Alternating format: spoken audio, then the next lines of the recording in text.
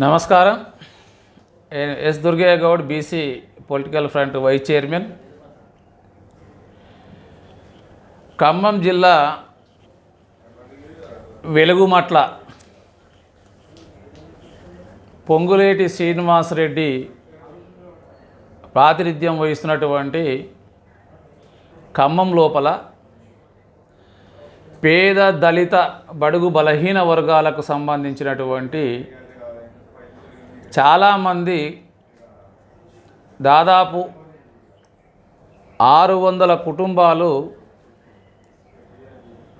గత 10-12 సంవత్సరాలుగా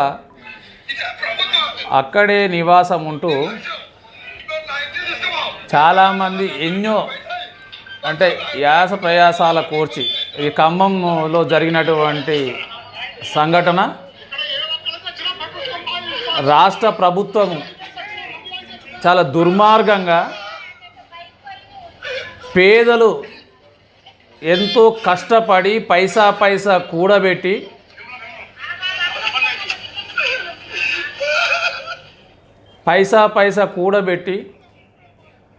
ఉప్పాసం ఉండి ఉప్పిడుండి చిన్న గుడిసెలు వేసుకొని వాళ్ళ జీవనం కొనసాగిస్తూ ఉంటే భూదాన భూమికి సంబంధించినటువంటి 60 ఎకరాల భూమిలో కాంగ్రెస్ పెద్దల యొక్క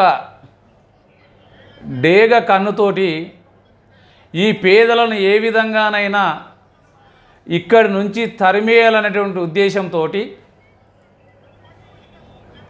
పంచాయతీ ఎన్నికలు అయిపోయినాయి, సర్పంచ్ ఎన్నికలు అయిపోయినాయి, మున్సిపల్ ఎన్నికలు అయిపోయినాయి.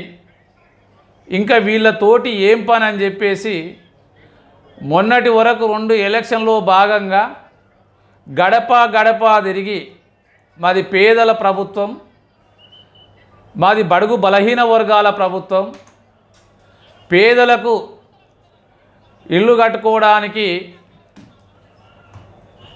మేము స్థలాలు కేటాయించడంతో పాటు డబుల్ బెడ్రూమ్ ఇల్లు కట్టిస్తామని చెప్పేసి మాటలు చెప్పి అధికారంలోకి వచ్చినటువంటి కాంగ్రెస్ పార్టీ, బీఆర్ఎస్ అధినేత డబుల్ బెడ్రూమ్ ఇళ్లతోటి పేదలను వంచిండు.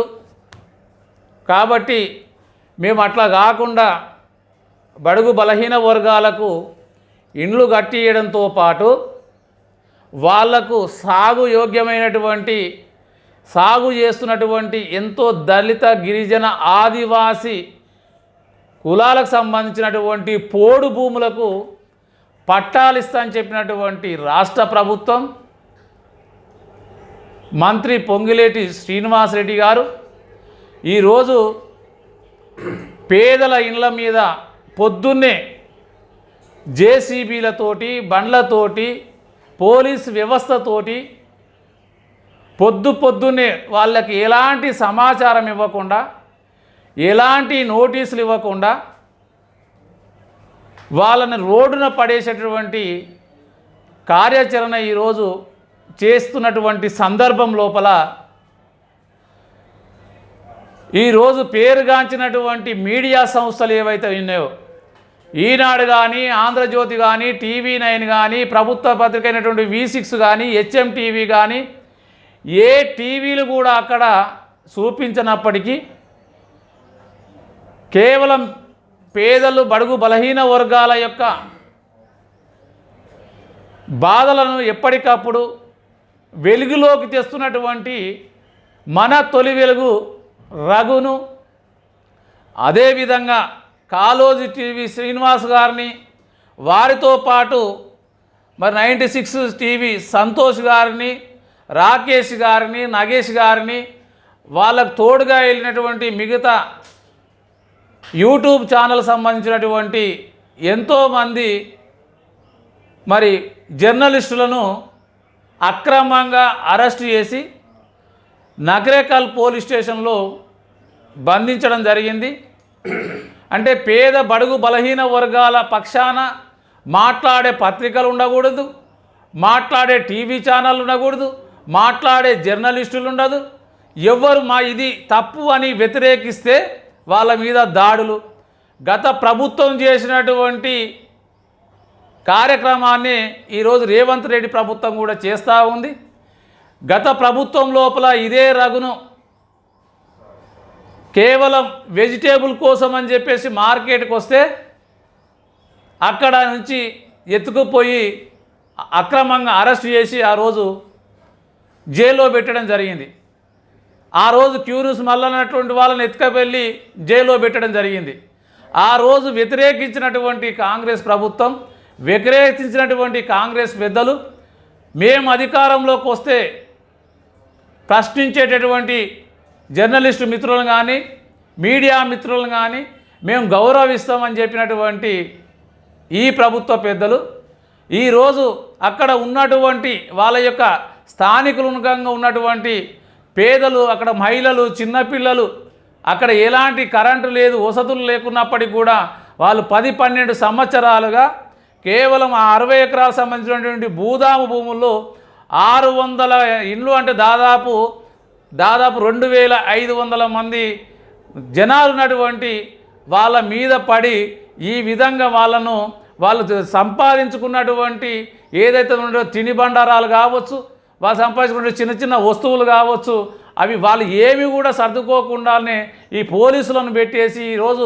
అరాచకంగా ఆ రోజు ఏ విధంగా అయితే బీఆర్ఎస్ ప్రభుత్వం నిజామాబాద్లో, అదేవిధంగా ఇక్కడ ఆదిలాబాద్లో గిరిజన ఆదివాసుల మీద పడి వాళ్ళ పొలాలు లాక్కునే సందర్భంలో గిరిజనులు లాఠీ చార్జ్ చేసి జైల్లో ఏ విధంగా పెట్టారో ఇదే దమరకాండ ఈరోజు కూడా కొనసాగుతూ ఉంది. మొన్ననే సమ్మక్క సారక్క జాతర సందర్భంగా చెప్పారు. ఏ సమ్మక్క సారకైతే పేద బడుగు బలహీన వర్గాల కోసం, ఏ ఆదివాసుల కోసం పోరాటం చేసి నేల కొరిగి ఈరోజు వాళ్ళు దేవతలుగా నెలకొల్పినటువంటి రేవంత్ రెడ్డి గారు వాళ్ళ ఆశయ సాధన కోసం, బడుగు బలహీన వర్గాల కోసం నేనున్నానని చెప్పినటువంటి రేవంత్ రెడ్డి గారు ఈరోజు ఈ విధంగా కేవలం మీరు ఈరోజు చూస్తూ ఉన్నారు. ఎంతోమందికి ఈరోజు ఈరోజు పరిశ్రమల పేరు మీద 100 ఎకరాలు 1000 ఎకరాలు ఈరోజు హైదరాబాద్, రంగారెడ్డి చుట్టుపక్కల వాళ్ళ కట్టబెడుతూ ఈరోజు నిన్ననే చూసాం మహాత్మా గాంధీ విగ్రహం పేరుతోటి అక్కడ ఉన్నటువంటి 400 కుటుంబాలకు సంబంధించినటువంటి అపార్ట్మెంట్లను కూడా కూల్చి మహాత్మా గాంధీ విగ్రహం పెడతామని చెప్పేసి చెప్తే అక్కడ ఉన్నటువంటి చాలామంది విద్యార్థులు చిన్న దాదాపు 10-15 సంవత్సరాల పిల్లలు 7వ తరగతి 5వ తరగతి చదివినటువంటి చాలామంది చిన్నారులు బాధపడుతూ చెప్తా ఉన్నారు, మహాత్మా గాంధీ ఏమన్నా రాత్రి కనపడి రేవంత్ రెడ్డికి చెప్పాడా మా ఇండ్లు కూల్చి ఇక్కడ విగ్రహం పెట్టమని చెప్పేసి. హైదరాబాద్లో రంగారెడ్డిలో ఎంత ప్రభుత్వ స్థలం లేదు, అక్కడ కట్టుకుంటే ఏమవుతుంది. మరి మహాత్మా గాంధీ పుట్టినటువంటి గుజరాత్లో మహాత్మా గాంధీ గురించి మాట్లాడతలేరు. ఇక్కడ ఇంతగానం పెట్టవలసినటువంటి మా ఇండ్లు కూల్చి మహాత్మా గాంధీ విగ్రహం పెట్టవలసినటువంటి మహాత్మా గాంధీ కోరుకున్నటువంటి స్వాతంత్ర ఉద్యమంలో పోరాడుతున్నటువంటి ఇదేనా అని చెప్పి ఈరోజు ప్రశ్నిస్తూ ఉన్నారు. అంటే కేవలం బడుగు బలహీన వర్గాలకు సంబంధించిన మూసి పరిహార ప్రాంతంలో ఉన్నటువంటి వాళ్ళు, హైదరాబాద్ రంగారెడ్డి జిల్లాలో చుట్టుపక్కల ఉన్నటువంటి వాళ్ళనే టార్గెట్గా, పేద ప్రజలనే టార్గెట్గా చేసుకొని పేదలు అసలు బతకనేకూడదు అసలు వీళ్ళకు అన్నట్టుగా వాళ్ళు ఏళ్ల తరబడి రూపాయి ఖర్చు పెట్టి ఒక ఇల్లు నిర్మాణం చేసుకోవాలంటే ఎంత కష్టమవుతుందో ఒకసారి వీళ్ళకంటే అప్పనంగా డబ్బులు వస్తాయి కాబట్టి వీళ్ళకి డబ్బుల వాల్యూ తెలియకపోవచ్చు. కానీ ఒక పూట తిని ఒక పూట తినకుండా ఎంతో కష్టపడి రూపాయి కూడబెట్టి ఒక ఇల్లు నిర్మించుకొని అదే వాళ్ళ జీవితంగా బతుకుతున్నటువంటి పేదల గుడిసెల మీద, పేదల ఇండ్ల మీద ఈ విధంగా బుల్డోజర్లను తీసుకెళ్ళి ఎన్నికల అప్పుడేమేమో పేద ప్రజల గురించి బట్టి ఎన్నికలు అయిపోగానే ఇలాంటి కార్యాచరణ దాదాపు 3 నెలల నుంచి ఎలాంటి కార్యక్రమం లేదు. ఎందుకు? ఈరోజు సర్పంచ్ ఎన్నికలు ఉన్నాయి, మున్సిపల్ ఎన్నికలు ఉన్నాయని చెప్పేసి ఎక్కడ ముట్టుకోలేదు. ఇప్పుడు మళ్ళీ 2 నెలలు ఎలాంటి ఎన్నికలు లేవు కాబట్టి మళ్ళీ ఈ 2 నెలలు బుల్డోజర్ పేరుతోటి ఈరోజు పేదలను మరి వాళ్ళ ఇల్లు కూల్చేసేటువంటి కార్యక్రమం చేస్తున్నటువంటి సందర్భంలో మీడియా ప్రతినిధులుగా ఈరోజు రఘు గారు కానీ, అదేవిధంగా మిగతా కాలేజీ టీవీ సంబంధించినటువంటి వాళ్ళు కానీ, మిగతా ఎలక్ట్రానిక్ మరి ఈ యొక్క యూట్యూబ్ ఛానల్స్ వాళ్ళు ఎంతోమంది అక్కడ ఉన్నటువంటి నిజ నిర్ధారణలు రాష్ట్ర ప్రభుత్వానికి తెలియజేయడంలో వాళ్ళ యొక్క అక్కడ ఉన్నటువంటి బాధితుల గురించి మాట్లాడి రాష్ట్ర ప్రభుత్వం చేరవేస్తారు కదా. అంతకంటే వీళ్ళేం తుపాకులు పట్టుకోను, గొడ్డళ్ళు పట్టుకోను, కత్తులు పట్టుకోను పోవట్లేదు కదా. కెమెరాలు పట్టుకొని అక్కడ ఉన్నటువంటి బాధితుల సమస్య ఏంది, వాళ్ళకి ఏం కావాలి, వాళ్ళ ప్రభుత్వానికి ఏం డిమాండ్ చేస్తూ ఉన్నారు, ఏం చెప్పదలుచుకున్నారు అన్నటువంటి అభిప్రాయాన్ని రాష్ట్ర ప్రభుత్వానికి చెప్తారు తప్పితే వాళ్ళు ఎలాంటి అలాంటి మీడియా మీద ఈరోజు మీరు అణచివేత ధోరణి చేయడం అనేది సరైన విధానం కాదు. ముఖ్యమంత్రి గారు ఇప్పటికైనా ఇలాంటి ఆలోచన మీ ఎమ్మడి ఉన్నటువంటి వాళ్ళు, మీకు సలహాలు ఇస్తున్నటువంటి వాళ్ళు, మీకు సూచనలు ఇస్తున్నటువంటి వాళ్ళ యొక్క మాటలు పట్టుకుంటే ప్రజల్లో మీరు చులకన భావంగా తయారైపోతారు. పేద బడుగు బలహీన వర్గాల పొట్టగొట్టకండి, వాళ్ళ పొట్టగొడితే మీకు మీ రాష్ట్రానికి దరిద్రం పట్టుకుంటుంది. ఆ రోజు చెప్పారు తెలంగాణ ఉద్యమంలో, అది ఏదైతే బడుగు బలహీన వర్గాలతోటి ఈ యొక్క రాష్ట్రం సిద్ధించిందో, ఏదైతే అన్ని కులాలతోటి రాష్ట్రం సిద్ధించిందో ఆ వర్గాల చేతులతోటి ఓట్లతోటి మీరు గద్దెనెక్కి ఈరోజు అదే వర్గాల ప్రజలను ఈరోజు దిక్కుమొక్కు లేకుండా వీధిన పడేసేస్తే ఇది మంచి చర్య కాదు. అలాంటి కార్యక్రమాన్ని చూపిస్తున్నటువంటి మీడియా మీద ఉక్కుపాదం పెట్టడం అనేది కరెక్ట్ అయినటువంటి విధానం కాదు.